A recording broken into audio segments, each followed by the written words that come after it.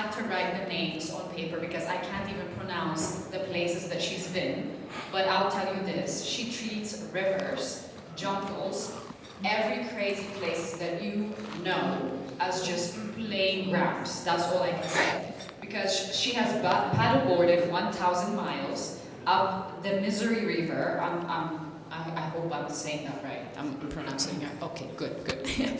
Cycled across the Namib Desert in Bolivia, and she's the first woman to swim the Thames from its source to London. And more on Ness from Lucy. The list goes on.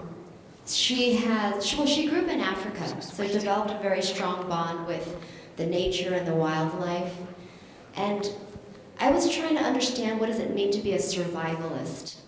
So she pursues the most extreme expeditions around the world, and she's even trained. She really honed her survival skills by training with even the most indigenous tribes in the Kalahari Desert.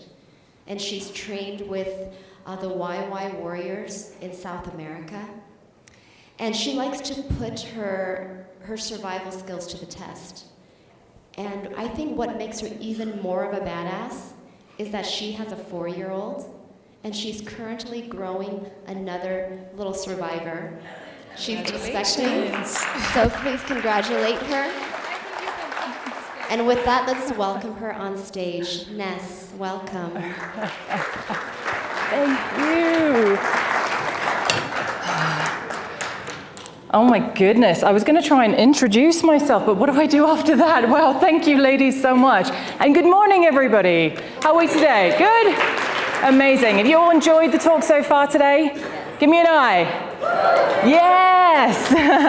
Amazing. Now, I'm just going to start by saying that I am allergic to bullet points, so the talk's going to be a little bit different. I just have pictures and videos, and I'm just going to tell you anecdotes and stories from all of my experiences from around the world.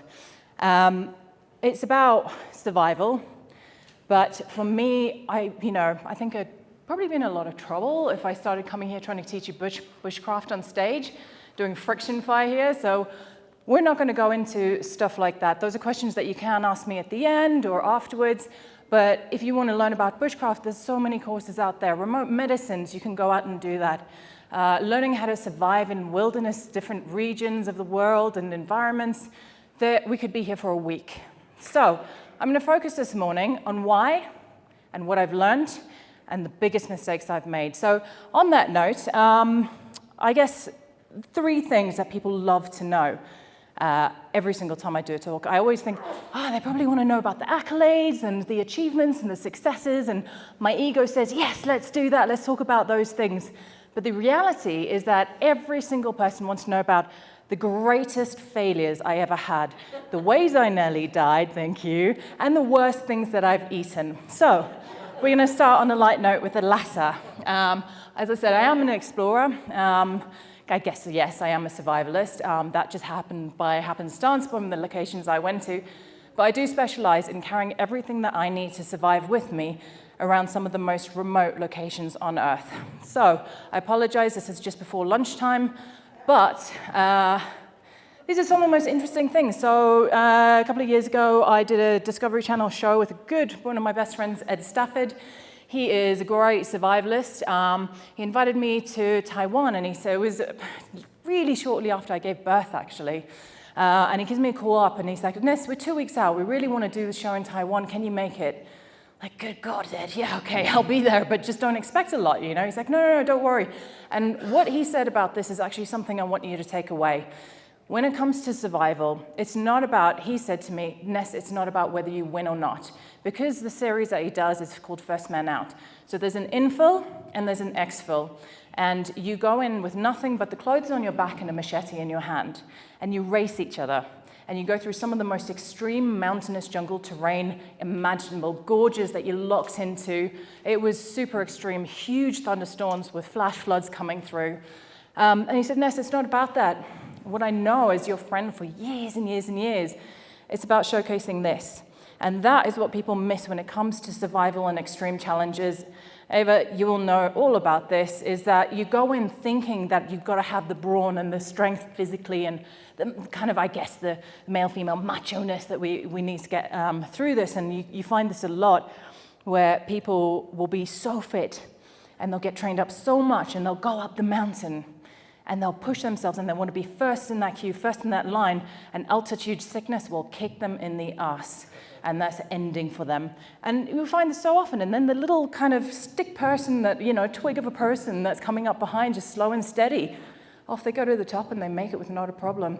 And so much, I would say about 80% of survival and going out and doing anything extreme is in the mindset. So yes, that's setting the scene for this, the tadpoles. I was about a few days into that journey. Racing Ed looks into a gorge, hadn't eaten for 3 days. So in Taiwan, normally on the series, you'd be able to hunt and forage. But they'd said to us, listen, we want to be really conscious about the messages that we put out there. So you're not allowed to use anything except dead wood or dead foliage. You're not allowed to hunt anything. We were supposed to be able to fish. We did, and then they cut that out. But we weren't able to hunt anything. So when you're foraging, you're on the move, you're racing each other. There's very little, it's a bit of an extreme example. It's not true survival. In true survival, you would conserve your energy and be really smart about things. 3 days in, my stomach was literally eating itself. And I look on this rock and there's this little indentation on the rock and I see it shimmering. So I make my way there. And I get up to the top and I just look down and I see this pool of hundreds of these juicy, big, thick, black tadpoles, scooping them up straight in the hatch. I mean, when you get to that point, you don't give a, can I swear? You don't give a shit what you're eating. As long as it's got some sort of value of nutrition on it, you're gonna get that down the hatch. What I didn't anticipate is these little buggers, as soon as they see themselves going down this black pit of doom, they make a 180 and come straight back up. So yeah, it was really interesting. I stopped chewing them because they're so bitter, the gelatinous black explosion in your mouth. Just chew, just do it, or just don't have them whatsoever. Another favorite of mine, great heroes of mine now after this is, has anyone had termites or ants that eat them on the travels? Yes, okay. Anyone take them from a nest that has eggs? Okay, bad idea, they get really aggressive and angry with you. So the ones that you chew, again, I was like, oh, I'll chew a few of them, but I really need to get quite a few down. So down the hatch they go. Ones with eggs are fine, they kind of head down. The ones that don't have eggs get their mandibles, bang, into your throat. It's like a dozen popcorn kernels, freaking, solidly in your throat. They get super aggressive. Probably one of the worst things I've eaten. And a note on this, grubs. When you watch those documentary series online, and on TV, just be aware that so many of them, they are so smart, and I'm so stupid. They use grubs that come from wood. I foraged these grubs in Africa that were ground-dwelling, soil-dwelling. I cannot express to you the stench of that black goo that comes out of their butthole. Even if you squeeze the majority out of it, it is excruciating, eyes-watering, nose-burning. It is horrendous. The texture is something between peanut butter and old leather that you just got to get it down. You just got to have a good constitution and just get it down. But it was good fun. Probably need some sound for that.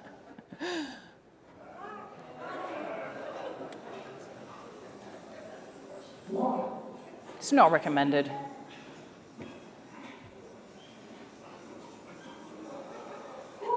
So that's genuine eyes-watering. It took about 5 minutes and it all kind of came back in a projectile vomit, so you learn your lessons, I suppose. So yeah, that's what I do. Quick one, I know we've got Q&A afterwards, but can I have 2 people telling me the very most disgusting, worst thing that they've eaten? Any hands?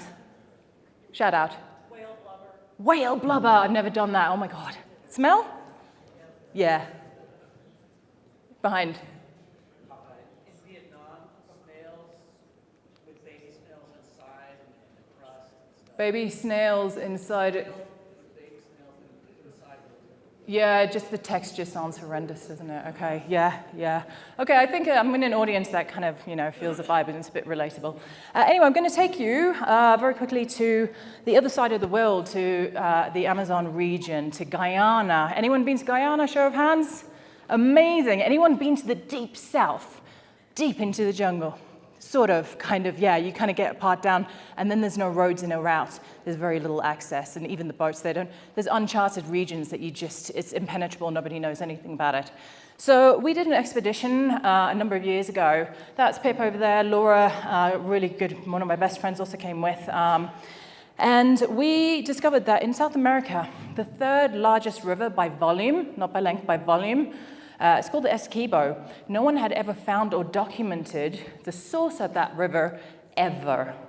And so when people say, I mean, it's amazing having that talk just prior now with hearing about exploration, people keep saying, well, exploration is dead.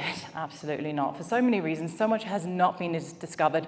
On the panel, they mentioned the ocean. That is so true. So little is known about that. But also, technology is changing. So the dive suits, the ability that we have to go and find these sort of underground tunnels and you know, ability to access places, geopolitical changes happening that, you know, regions that were locked down for so long that suddenly there is some sort of access to. So it's a very interesting environment indeed. But this expedition, we were going to find the source of the river, document it officially, and then do a world-first descent of that river. So I'm going to give you a couple of minutes just to get a feel for that.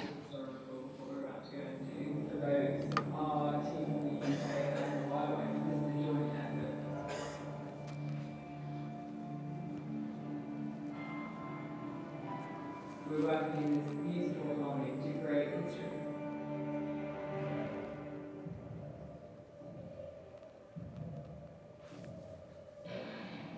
Becoming apparent very quickly just how much of a digital journey this is going to be for us trying to make our way through the jungle to the source.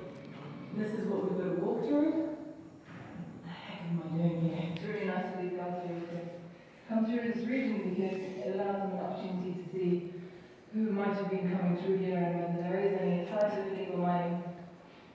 So it's exploration for them too, as well as us. As soon as it gets dark here, everything around you seems to come alive. Just beneath this logo here is this incredible, beautiful black scorpion. You don't see them during the day, and so for me, nighttime is a really special time.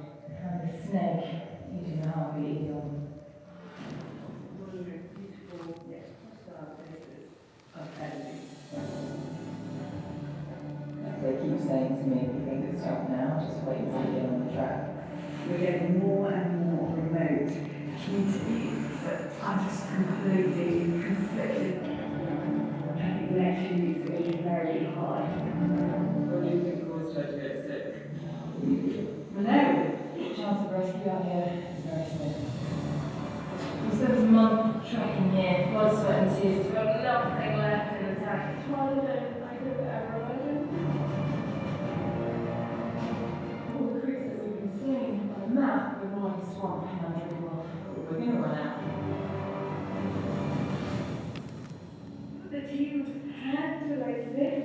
Each and every one was up. We had just seen our very first gentler prints. Plain as day, crystal clear in the sand right next to us on the slippery river here. Lunch is basically whatever the guys catch or fish or hunt in the morning. That is lunch and dinner. We spent a month trekking here, blood, sweat and tears to get to this point. And now we can finally say that the expedition begins in earnest from here.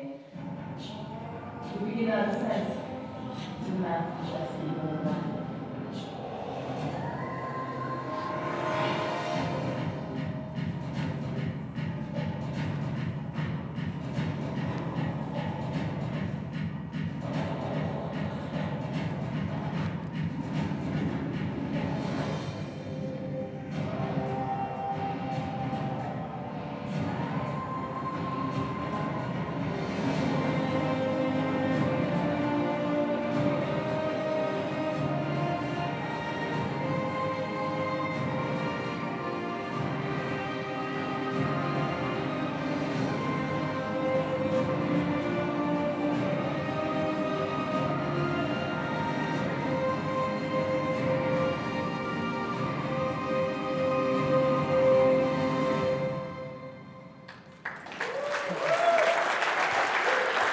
Thank you.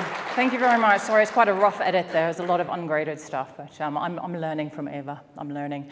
So yes, that was the Essequibo River. I guess I'm coming here showcasing to you some really big expeditions, some really extreme environments where it really was life or death situations. What I want to encourage you, though, is not necessarily to go out for 3 or 4 months into the middle of the jungle, but I want to encourage, I mean, you've been through so many countries, so many of you still have so many more. The ones that have done 193, you're probably going back to those countries to see the changes and, you know, just the beauty and what's happened there. I want to encourage that in between all of that you slow down for a second and that you spend, whether it's a week, 2 weeks, a month, immersing yourself and embedding yourself in some of the most remote locations with these indigenous communities and just stop and be with them. Some of the most hands down memorable stories that will go down generations down my family have been the ones in those kind of situations where we just stop. And there's a number of reasons behind that. I think a lot of us, you know, this is an audience that's very easy for me because you have already become accustomed and very used to stretching your comfort zone. You've gone beyond and above. You've probably gone to countries where the most unexpected, unpredictable things have happened to you, where you've mountainous challenges that you've faced. So I'm preaching to the converted in a way, but I want to encourage you to push even further beyond your comfort zone, to go back into a state of almost survival, see if you can survive or thrive in these environments. Now, it's just the most beautiful thing learning about these ancient, primitive skills, incredible skill sets from these indigenous communities, and just being somewhere where there is zero signal. Everything is switched off. You're completely in touch with nature, because I think the biggest lesson that I've had is the understanding, in a really true sense, that these communities completely and utterly see themselves as a part of nature as opposed to apart from it. And it's so easy in our modern world with everything shouting us, our phones saying, you know, like, hey, notifications pinging at us, there's advertising, there's noise. It's so easy to just get lost in this race of the next. And I just really want to encourage everyone to just slow down and stop and disconnect from our modern technology and spend that time out there. And I don't mean just dipping in for a morning or a day to experience a little touch of what a community has to offer. I mean embedding with them, and I think it's transformative.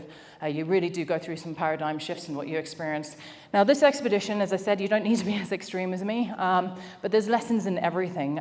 We, on this expedition, were told, I was in charge of safety for this, and whether it was in Guyana or any of the neighboring countries, I could not find an organization, whether governmental or private, any kind of organization that would give us a helicopter with a winch. They all said, no, sorry, we don't have a winch. I know that a lot of them did. I don't think they wanted to be involved in it. So what they said to us is, while you're spending 2 out of the 3 months in virgin primary rainforest in the middle of nowhere, it's literally a wall of green. To the horizon is nothing but wilderness, no communities, just wilderness. If you need an emergency extraction, you need to cut down an area the size of half a football pitch in order for us to land. So what we went into was a really extreme situation where if something had gone wrong out there, there was no chance of evacuation. So the preparedness that we needed to have was next level. Even when you go to those extremes, there's still very little that you can do to predict the unpredictable in these kind of environments. And so we took 5 warriors from the YY community, which is the community further south on the Essequibo River. They live on it. They've been there for a couple of 100 years. And we took them with us. There's a couple of reasons. One is because we're like jungle toddlers and we would not have survived as much as we thought we knew about survival. These people live, eat, sleep, breathe that environment. It is their pantry, their medicine cabinet, their tools, their building materials. Everything that they need to survive is out there in the jungle. So they taught us from scratch, and we slowly graduated our way through learning with them, which was just a phenomenal experience. The other reason is we didn't want to become this chest-beating, flag-planting expedition where, you know, we're international foreigners coming in and saying, we claim that we have found the source of your river, and it just didn't sit really well with us. A lot of these communities are quite marginalized, especially within their own country. They're seen as primitive, uneducated, just lesser. You find that across the board if you go, you know, the Bushmen have struggled so badly with this. So we see it, you know, everywhere that we go. And for us, it was really important to say, no, they're coming with, they're teaching us everything we know. Yes, we have the technology and the money to make this expedition possible, but we would die had they not got us to the source of that river and back down again. So really, it was true collaboration. When we had the press afterwards, and I encourage, if you're ever involved in science or conservation projects that are part of your travels, a part of what you experience, try and do a couple of things. We left behind all of our technology. The government had said that they were guardians for the Essequibo River and that hundreds of kilometers around it, they had no resources whatsoever. There's no roads in and out. They had nothing, absolutely nothing. So we left behind as much technology as possible and made sure that in the years following that we continue to support them with that and find ways of doing it. The other thing was at the end of it, the expedition, there was media conferences and we were kind of like mobbed. And we just pushed them to the front of that, front and center. And the change within their country, one of the most beautiful things I ever experienced was in that press conference, one of the guys was standing there, one of the YY warriors, and a really high official within government, and we know how they've been treated and what people say about them even at that level, came up and shook his hand, and I saw this profound shift in this warrior, where he was just in complete shock that this could be the case, that he's literally having his hand shaken. And I could see the genuine respect from the press and the government, and it was phenomenal. So that's been really important to us. It was very difficult. We can talk a lot about technology. I think it evolves so quickly. I mean, we're talking about 2018. I think now with the advent of AI, with the leaps and bounds in technology, there's probably a lot more that we could have used and found that would have helped us through. Because we're going through regions, for example, over here. This is satellite imagery that the best that we were able to find, and some of it was sort of a decade old. Also, when you're traveling in rivers, you get the rainy season and the dry season. And if you have an image from wet season, it's got absolutely no information it can provide you on your navigation through these waterways in the dry season, which we were in. So it was incredibly difficult. It was very, very extreme environments. And there were so many occasions when I thought, you know what, do I need to make that conversation soon if something really goes wrong in the jungle here, where I have to call somebody's family members and say, I'm so sorry, but they haven't made it out of the jungle. They've perished here. And there's so many reasons why, and we'll go into that in a second. And you can't even bring the body out. There's no extraction. You don't have a body bag. Even if they do, it would have just rotted months, trying to get downriver. You leave the body there, and within 2 days, everything in the jungle has basically consumed it. Maybe you have a little bit of bone left. So it's a really, really challenging environment. This over here, whoopsie, is a picture of me at the beginning of the expedition. Lovely, cute, uses my profile picture a lot from people. It's really lovely. This is one of my favorite photographs of all time. I love it because this signifies to me one of the beauties of when you go off-grid. Don't ever take a mirror with you. I didn't see myself in 3 months. After the first few weeks, we'd run out of shampoo and all the stuff to keep ourselves clean. And this I'm so proud of, because I had no clue what I looked like. I didn't give a shit what I looked like. Really couldn't have cared. I didn't care how I smelt. The press they came rushing in afterwards. They got really close to us, and slowly, very gradually, you see them kind of stepping. There's this ring, this kind of like circle around us. It was amazing. But this photo signifies to me 3 months of being utterly focused on, can I keep my team alive? Can we succeed in what we want to do each and every day on a minute, hour by hour, day by day? Can we get through this? Can we create something that has huge impact for the indigenous communities?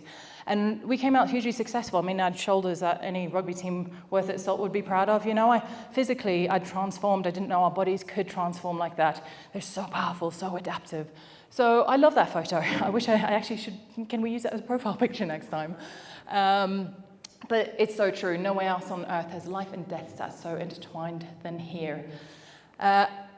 This was case in point. You saw this in the video. And this is what I love about encouraging you to try and get out there and really get under the skin of a little bit of survival, getting back to our basics. First of all, I cannot tell you how incredibly, incredibly satisfying. There's something that comes alive when you go out into these survival situations or in these really just basic environments for extended periods of time, not dipping in, for extended. we evolved over hundreds of thousands of years to be really fine-tuned and very fantastic at survival in these kind of environments. It's built in us, it's in our DNA, it's in, you know, and it's so satisfying to go out there and start to succeed in that in little ways. We will never get as good as these indigenous communities. They're dealing with living it from birth. That, as I said, is their backyard. They're engaging. One of the beautiful things, and we'll talk about those 6 sense that they all seem to have shortly. But one of the things that they do is, in this room here, we've been sitting in front of each other. You've been watching me, you've been hearing me. You've used 2 of your senses. Have you had any clue about the change in temperature or a slight breeze that might have come through? Have you thought of anything to do with the smells around you? Nothing of that. So we have a tendency in our sort of Western society to be very focused on whatever's forcing us to give it attention. And what you find when you go into these communities, into these really remote locations, is that suddenly you're unlocking what they teach you, which is this ability to, at any point in time, especially when you're out on a hunt or a forage, going to really unknown, uncharted locations, is you engage every single sense at the same time. And the 3D popping into view of the entire environment around you is so utterly mind-blowing and phenomenal. So I encourage you, unlock that, experience that, be a part of that. You know, they will be able to tell. And there's also the ancestral knowledge that they have. There's passed down. There's something extra. There's something special that no matter how many years I'm out there for, I'll never be able to touch what they have. They're just phenomenal. The knowledge and abilities that they have are just beyond. But there's just something so magical about that. So yeah, really, really encourage it. So this over here, we're in the middle of the jungle, and the warriors, say to us, oh, there's 2 vines over there. I said, no, they're the same vine, guys. Jackson, that's the same vine. He says, no. Those are 2 vines. I said, but they're identical. He says, yes, exactly. So I want to show you something. One of those is toxic to your body. In small droplets, you'll be like a hallucinogen, and they demonstrated that. It was wild. Not to us, they did it themselves, of course. The other one is pure drinking water. So when you're in a jungle environment, and this is why a lot of the time the military train there, is because first of all, you have to learn to be really on top of your personal admin. Complacency has no place there whatsoever. That's how things go very badly wrong. The other thing is it is so challenging. You think of jungle environments, it's really wet, it's really humid, there's rivers and streams, and most of the time, if you're on land trekking through, you're in bogs, you're in, just like mud, and you might have a little bit of swampy region, and there's not necessarily always access to clean water, so you really have to understand where you can get that from, and it's not just from streams. So it was really big lessons for us in how to survive out there. One of the beautiful things that we had was, going out there. What I didn't know in a jungle is that you get hogs. These hogs come in great numbers of hundreds. And when you hear them coming, you climb a tree. If there's spikes, you get up that damn tree as quickly as you can, because they annihilate everything in sight. So it was really privileged for us to be out there on this expedition, and they found signs of this. 2 of the guys managed to get 2 of the hogs. One they found the next day following the trail. And you make everything that you need while you're out there. It took them all of less than 5 minutes to make that backpack out of everything that they had around them. I made the mistake of being subject to a lot of their butts of the jokes, and I don't know if anyone's smelt the oil gland on the back of a hog. Absolutely vile stench, and they deliberately left it on. So they cut out all the stuff that had rotten, all the organs that had rotten, and just kept the good meat and left the organ on. And over the course of the next hour, because I always volunteer to do stupid things, I'm like, yes, I'll carry the backpack, for the next however many kilometers, and I'm like out there in front with my machete trying to be all that, superhero.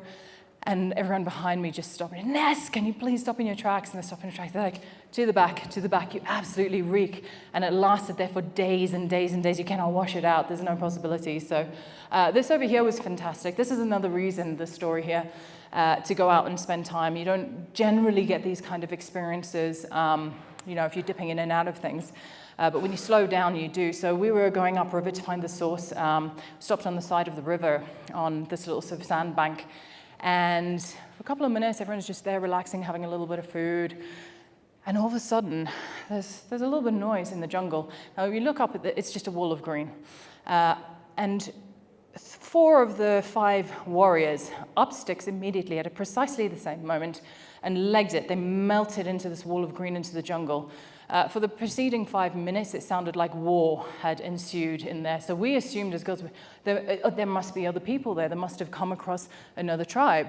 The kind of elderly guy, James, who was sort of the head of their group of the warriors, he said, no, he had a little twinkle in his eye, and he just kept chewing on his food and just twinkling in his eye. He said, we must do something, we must go in there, we must help them. He said, no, you just wait there. What had happened is, a few minutes later, Nereus pops his arm out, and there's this armadillo, and then he pops his head, and you just see this big white toothy grin.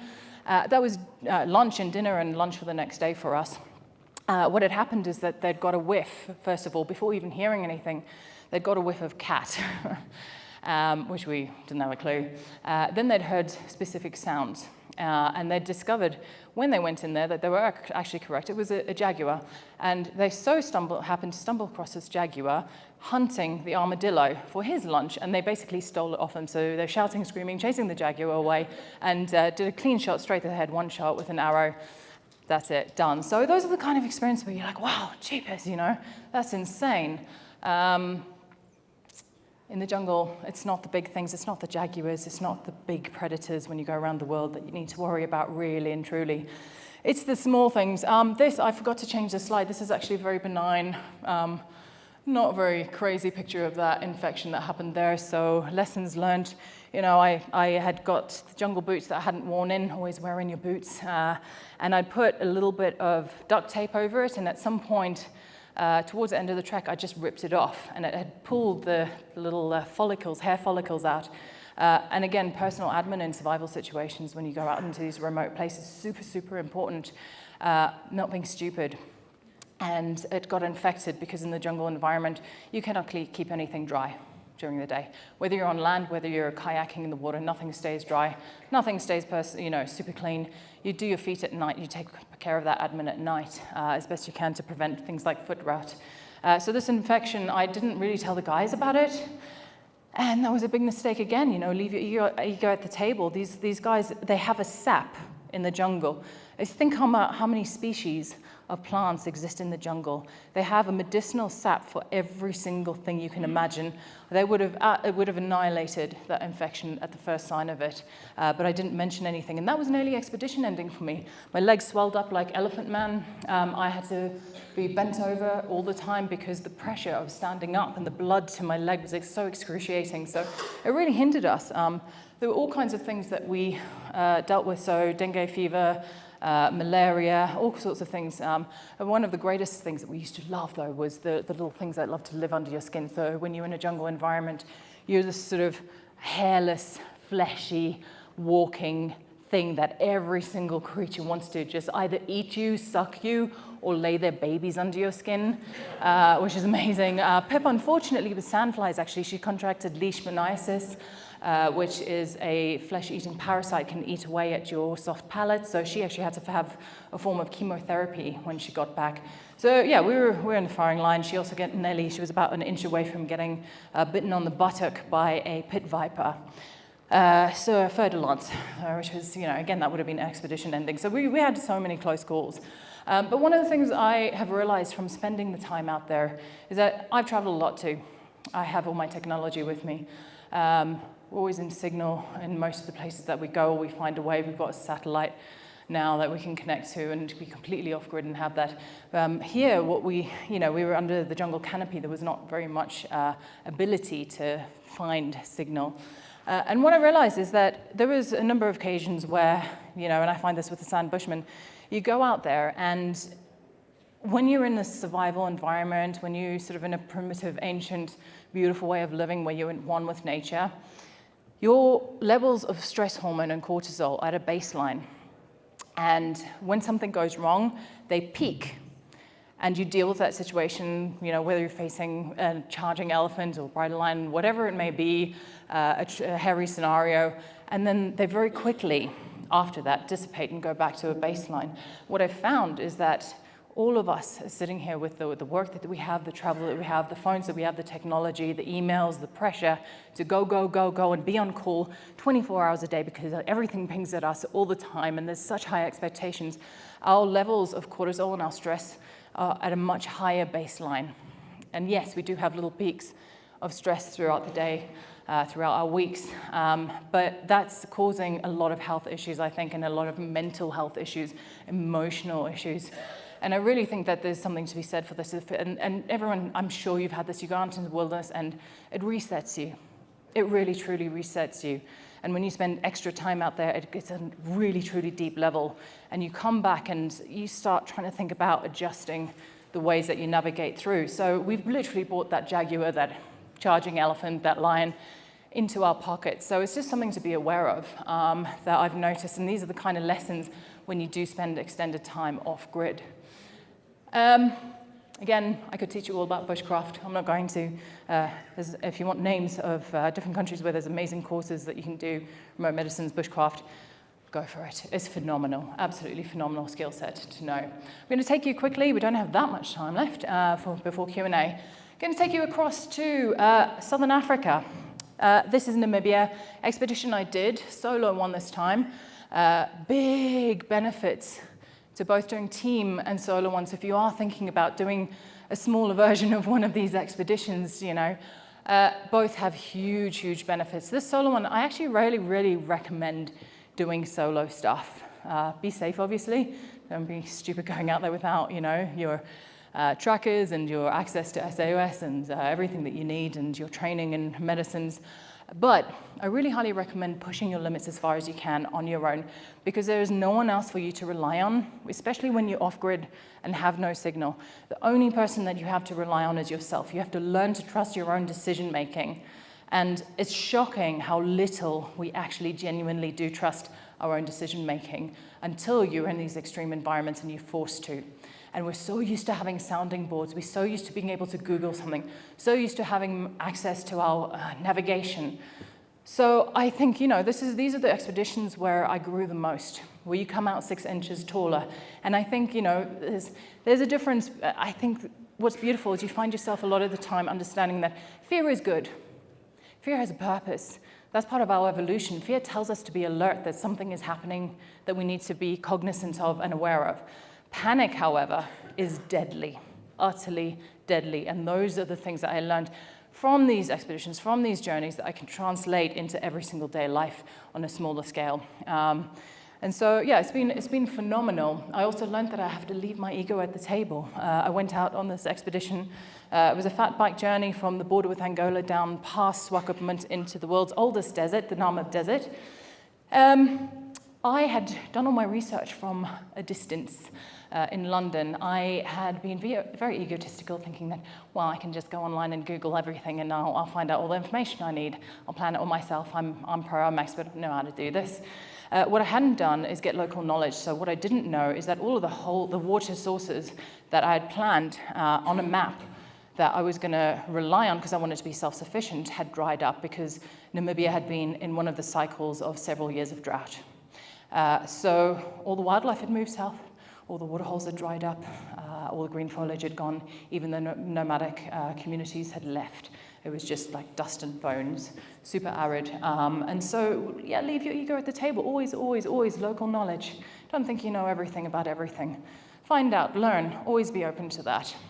This also was a big learning lesson for me in eating some humble pie. So yeah, out here you'd find sort of one tree about 10 kilometers that way, and that one lone tree, you'd cycle your heart out, and we're talking about 50 degrees Celsius temperatures that I was dealing with for a significant portion of this. And so you don't go anywhere during the middle of the day, you kind of travel in the early hours and the late hours of the evening. I needed to make some time though, and so I saw this tree, made it a beeline for it, got underneath it, put all my things down, was like, oh, thank God. Borderline heat exhaustion, heat stroke. Super dangerous, super stupid decisions to make just because of ego. I wanted to push through. I wanted to get somewhere and make myself feel like I'd made progress.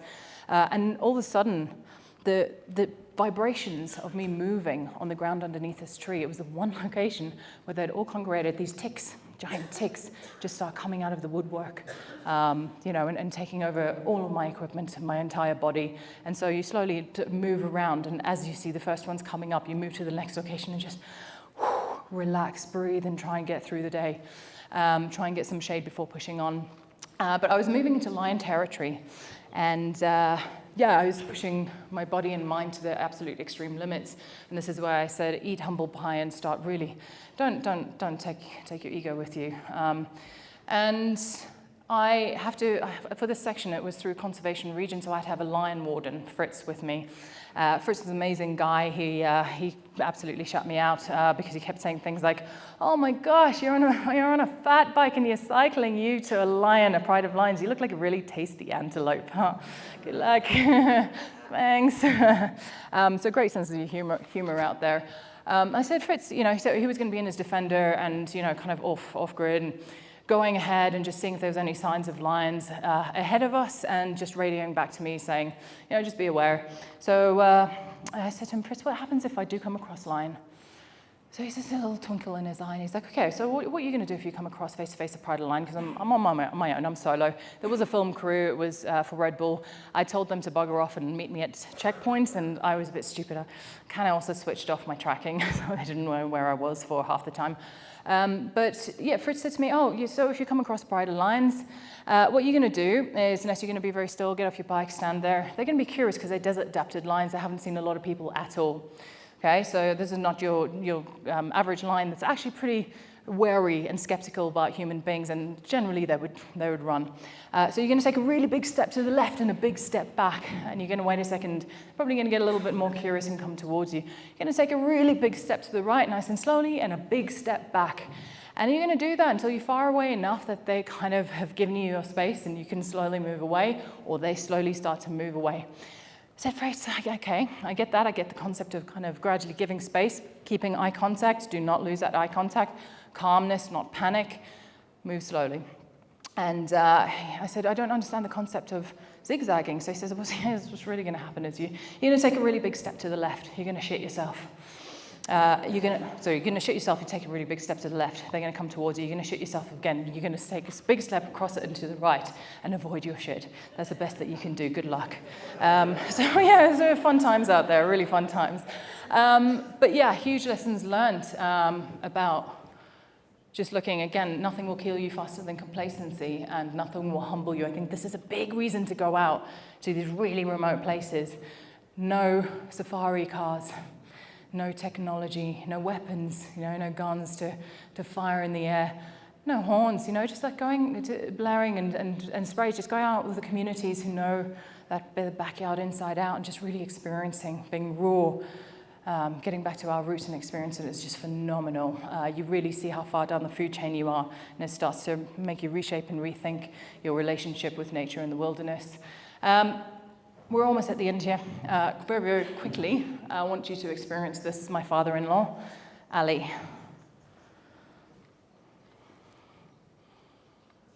I want you to look out, in particular, for the mirroring of their body language. This is not just a viral video. Everyone's like, wow, that's amazing, big viral video, 100 million views. Watch his body language very carefully in the elephant and look for mirroring.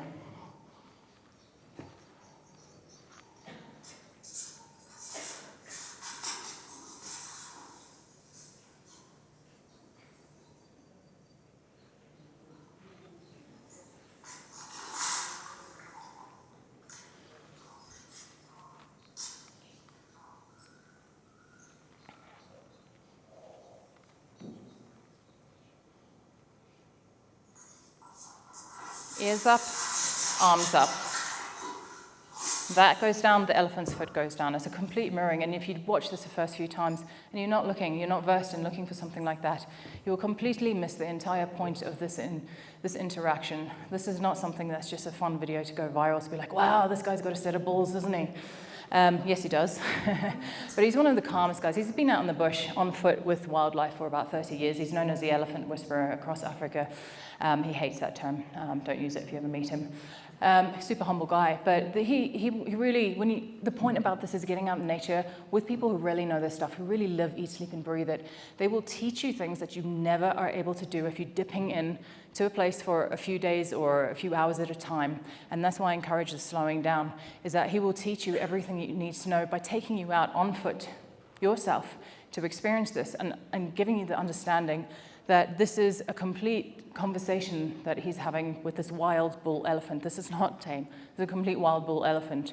Thank God it's not in Musk, because then it might be a different situation.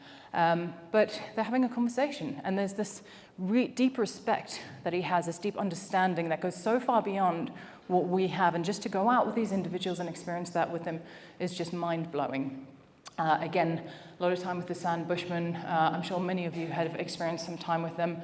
They taught me pretty much everything I need to know about survival. But for them, on a final note here before we go into Q&A, I know we're running out of time now. Sixth sense, mentioned this before. There is something beyond that these communities have, and you don't see it if you dip in. You kind of just get them trying to give you what they think a tourist wants, which is, showcasing some of their stuff and getting their clothes that they made from, skins and a little bit of a singing, dancing, and, a bit of a taster of their experience. But what you get if you actually spend time and you go out on hunting or foraging expeditions and you spend days with them is an understanding that they have, again, this lifelong understanding of the environment as well as this ancestral. There's something that we don't have that we've lost. It's like we, in this Western world, northern, global north, we kind of have amnesia as modern humans here. And it's amnesia as to this ability that I think we all have within us that we just haven't unlocked because we haven't been exposed to this kind of experiences they have. But they'll be out in the wild, and yes, they have this incredible knowledge where they know the seasons, they know the subtle changes and things. They can tell change in air pressure as to what's going to happen and when, the storms might be coming in without even seeing or smelling a single thing. They know the animal behavior in that region for, the daily, the weekly, the annual behaviors, and a slight change in that. And so they'll be able to predict things that are happening that you haven't got a clue. And it seems like the sixth sense. And I think that there is actually something more to that. I'm generally quite, historically not religious, or I never used to be spiritual. There's some interesting stories if you want to catch me after about that. Wow. But they've changed that perspective for me because there's a connectedness that goes far deeper beyond that. That is the sixth sense. So I think it's accumulation of all of those. So yeah, I'm blown away by them. If you ever have the ability to meet this guy, Cobra, his name is Bao, which translates as snake, and he used to love catching cobras. Spend time with the elders if you can. Things are changing so much. Cash economies have been introduced to indigenous communities. The young are, they see technology, they see change, they want to go and see what the cities are like, and there is this threat of loss of, holding on to the traditions, the skill sets, and a little bit of the culture. If you get a chance to spend some time with the elders, they go far and beyond. Time with Cobra, he'll take you under his wing and he'll take you into the wilderness, and he'll say, this evening you're going to sit under that tree by yourself in the middle of Big Five territory, and no matter what happens, I want you to just hold your own, hold yourself. Stay there, do not do anything, have courage. And he'll go away, and what they do is they play tricks on people, and he'll sneak up and they can be silent. You don't hear them coming. They're just phenomenal. They're barefoot and they know how to move in almost pitch black without making a sound. And they sneak up behind and they start making like the low growls nearby you of lion and all these wild animals, and you absolutely shit your pants. And so it's just a lesson, really. They take you through so many of these deep experiences, whether it's spiritual or whether it's profound experiences out in the wilderness where you really have to face your fears and courage, and they teach you, so much about principles of how to live. The San Bushmen, they never used to have hierarchy. They never had a word for no. They never needed it. Back in the day, they didn't know what war was. Back in the day, that's all changing now, obviously. So there's so much to take in from them.